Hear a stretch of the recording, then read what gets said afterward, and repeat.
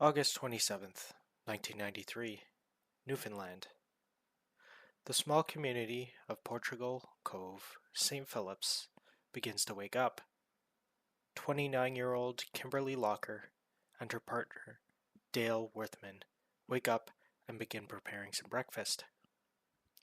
Elsewhere in the world, the Rainbow Bridge in Tokyo has been completed, and a plane crashes into Tajikistan, killing 79. Kimberley's toast pops, but it sits unclaimed. First for a few minutes, then a few hours. No one is there to retrieve it. Kimberley and Dale have gone missing. On the counter sits Kimberley's purse with her keys, ID, and $2,000 in cash.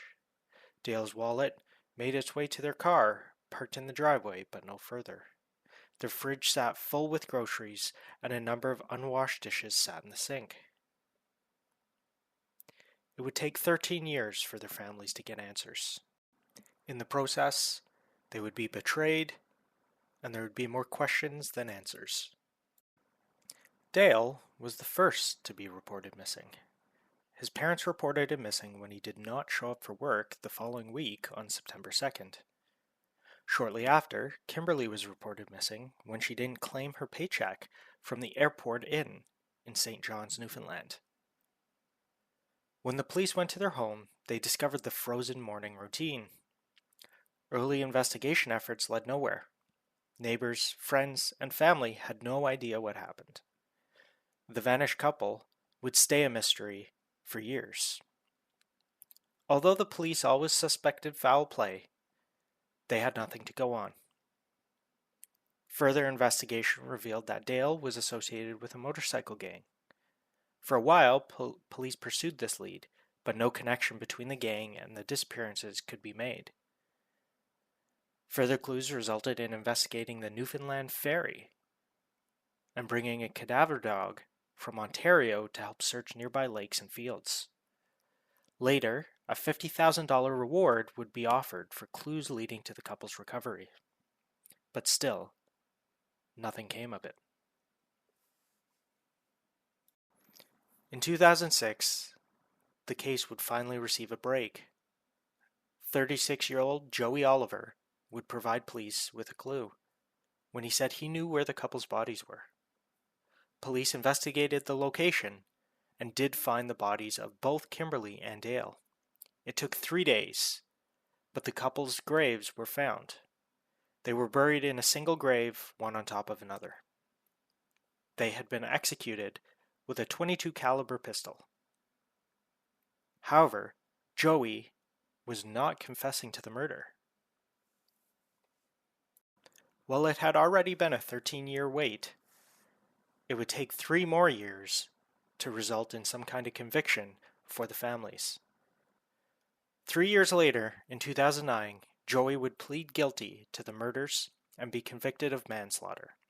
Interestingly, Joey did not shoot the couple and could not be convicted of doing so. Instead, Joey pointed the finger at another killer, Shannon Murren, who had been convicted of the murder and killing of Mindy Tran from British Columbia in 1994. Joey claims he only lured the couple into the woods while Shannon did the killing. So who was Shannon Murren, and how did the plan evolve to killing both Kimberley and Dale? Well, it wasn't clear what their initial relationship was. Dale's mother helped shed some light on this. It turns out Dale, Shannon, and Joey all lived on the same street. On the day of the murders, the plan was to have Joey go pick up Dale and bring them out to the location. What they didn't expect is that Dale would be accompanied by Kimberley. As instructed, on the day of the incident, Joey drove to Dale and Kimberley's apartment to pick them up. He hadn't expected Kimberley to come along, but claimed that Dale had insisted on having her join. Later, Joey said to the police, "What was I going to do? Tell her to stay? She was his girlfriend. He said, 'Come on,' What was I supposed to do? In a statement to police, Joey said that his only job was to lure Dale out to this remote area under the guise of buying some stolen property. But he said he assumed that Dale would be roughed up by Shannon for some past perceived slight that Dale had conducted on Shannon. Joey said he did know that a gun was going to be present that day, but he never thought it was going to be used, and instead, just there to help reinforce the intimidation. So with both Dale and Kimberley in his vehicle, Joey brought them both to a clearing off of Tucker's Road in Portugal Cove, St. Philip's. On the drive out to the site, Joey said he wasn't concerned that this little outing was going to end in murder. It seems that Dale had committed some kind of slight against Shannon, and this was simply to rough him up a bit. However, when they got to the site and got out of the vehicle, Shannon came out of the forest and shot Dale right away. Joey then later claimed that Shannon pointed the gun towards him and told him to get out of there. After the deed was done, they both left the site, leaving Kimberley and Dale's bodies behind. They would return the next day, and Joey would help Shannon clean up the scene. Joey claimed he never knew where the couples were buried and denied helping Shannon bury either of them. The reason he came forward was simply his conscience. While Joey had given police some very helpful information, and did in fact lead to finding both Dale and Kimberley, he wasn't off the hook. While he did not confess to the murders, he did confess in participating in the entrapment and the cleaning up after the murders. As a result, police did always have their suspicion to what extent Joey was involved. It was always a possibility that Joey was simply downplaying his role. Naturally, it became a case of Joey versus Shannon. Shannon had already served 5 years in prison for the suspected murder of Mindy Tran, and when later interviewed, he did state that it was pretty run-of-the-mill practice that he would be accused of violent crimes in the area. It was discovered that Joey had actually left Shannon a number of voicemails angrily ranting about the couple's murders. In one message, Joey was found saying, "Who are you, going around town saying I killed them people? That was dug up. I'm going to make sure that you go away forever." It was stuff like this that rose suspicion of Joey and diminished the suspicion of Shannon. In the end, Joey would be convicted of manslaughter in 2009 and sentenced to 15 years in prison, 10 years shy of the maximum penalty for manslaughter. In Canada, life in prison brings a maximum of 25 years in jail. 4 years of this time had already been served leading into the conviction. And when all was said and done, Joey only served 9 years total and was released in 2018. As for Shannon, he continues to uphold his innocence and refuses to discuss the case to this day. The Crown acknowledges that the involvement of another individual was key, but did not have any leads or intent to continue to pursue the involvement of a second individual. Unfortunately, the true killer goes unpunished or having faced an extremely light sentence for the killing of Dale and Kimberley. Either Joey acted alone and should have paid with more than 9 years of his life, or the actual killer got away with the murders. Unfortunately, while the families have their answers and can lay their loved ones to rest, it doesn't feel like justice is done. In a victim impact statement, Beryl Worthman, Dale's mother, outlines her disdain for Joey, where she stated, "The fear we went through over the years, not knowing, was at times unbearable.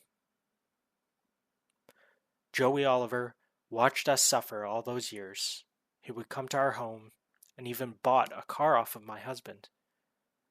I was devastated to find out that Joey Oliver was the one involved in the murders of Dale and Kim."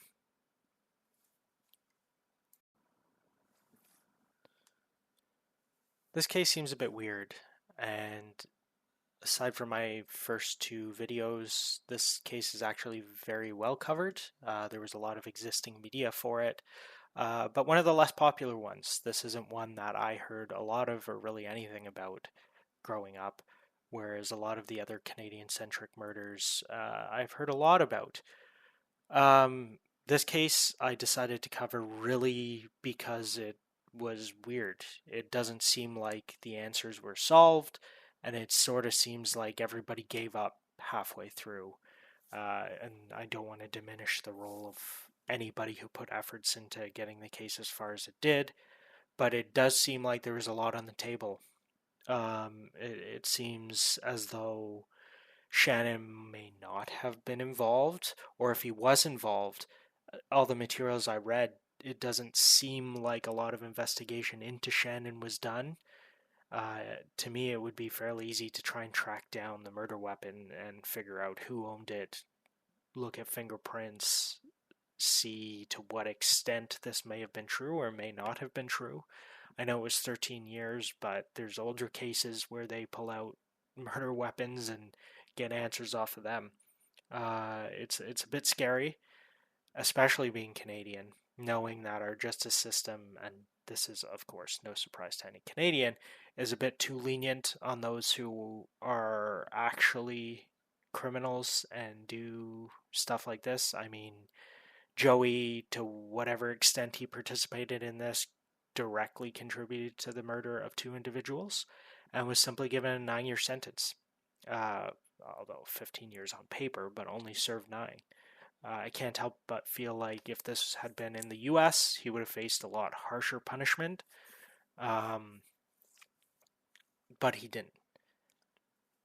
It also doesn't help that it's 15 years, so it does seem like a significant amount when you look in the percentage of it versus a life sentence in Canada, which is the harshest sentence you can hand down. But our life sentences are only 25 years. So to me, this is just a bit weird and doesn't instill a lot of confidence that if you're murdered, you're going to receive justice or that your families are going to receive justice. It really sort of seems like a slap on the wrist for everything that was done. And it's also wild to me, just in any context, that you could participate in something like this and have 13 years go by and then all of a sudden decide it's weighing too heavily on your conscience and you need to do something about it. I can't help but think that maybe this Joey Oliver guy was sort of hoping he'd get the $50,000 reward and be able to walk away scot-free. If that is the case, it definitely backfired in his face. And I'd really like to know more about Shannon. Was he involved? Was he not involved? What extent was he actually investigated? But we won't know. And it sounds like a close case for the Crown, so it'll never be opened again, unfortunately.